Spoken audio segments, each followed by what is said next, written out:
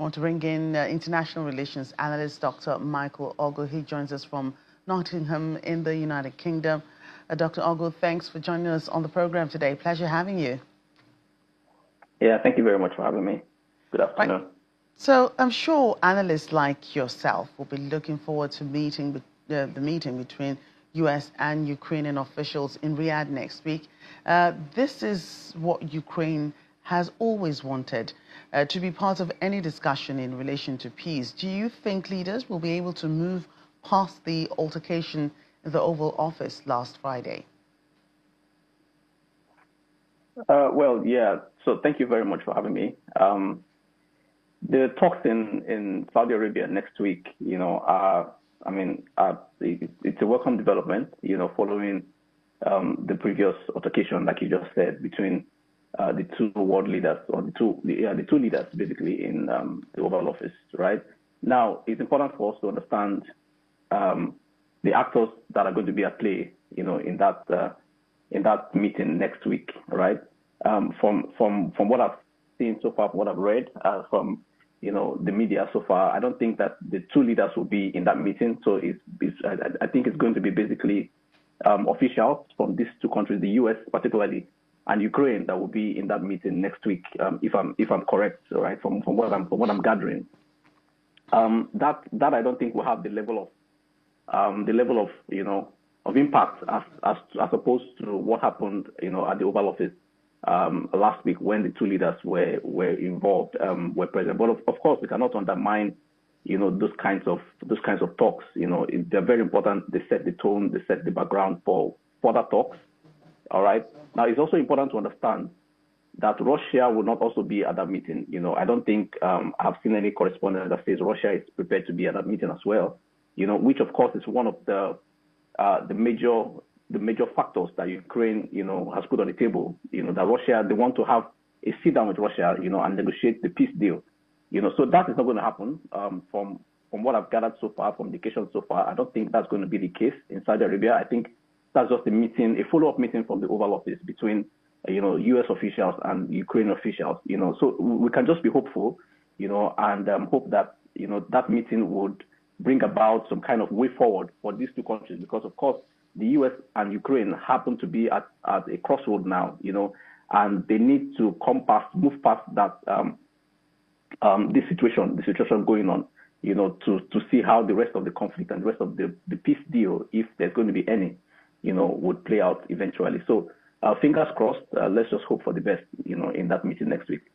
And so while the Ukrainian president has been attending security meetings in Europe, it appears Russia has increased attacks against Ukraine. President Zelensky has been called out before for saying the Russian president does not want peace. Do Russia's actions in recent days corroborate these comments? Yeah, so this whole conflict, right from the very start, I have argued, and several other scholars have argued, that it's not just about Ukraine. It's not just about Ukraine. It appears that there's a bigger objective. There's a bigger objective, within the European continent, by Russia to assert itself, as perhaps the former USSR, as the superpower in that region. So there seems to be a larger objective at play, all right?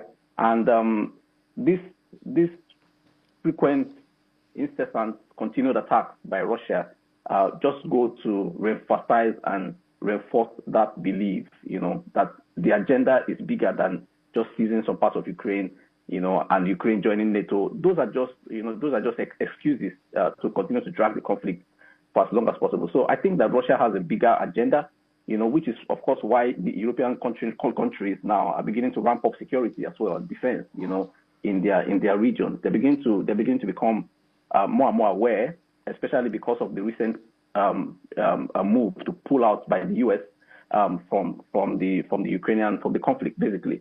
So it appears that the EU leaders are waking up, which they should have been doing all the while. So thanks to Trump now, they seem to be rising up to the occasion.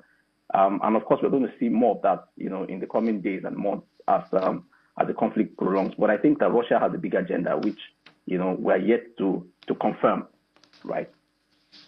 And Europe is also shoring up weapons, defense, and all in case they have to take on a more serious approach against Russia. But this seems mainly to protect their own countries and members of the Union who has Ukraine's back at this point.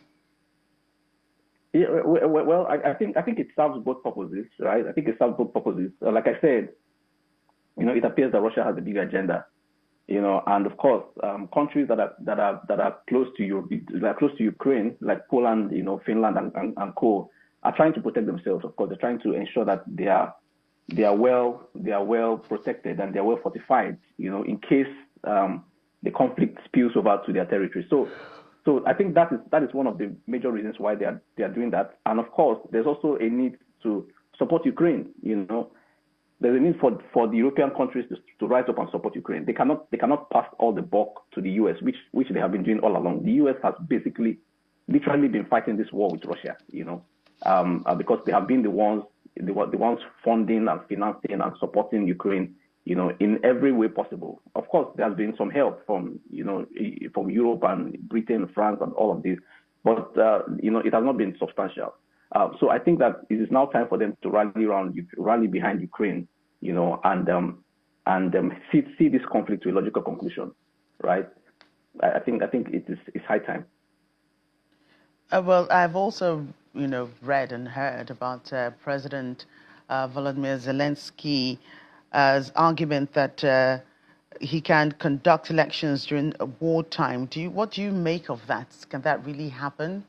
Is this something that he should be thinking about at this time?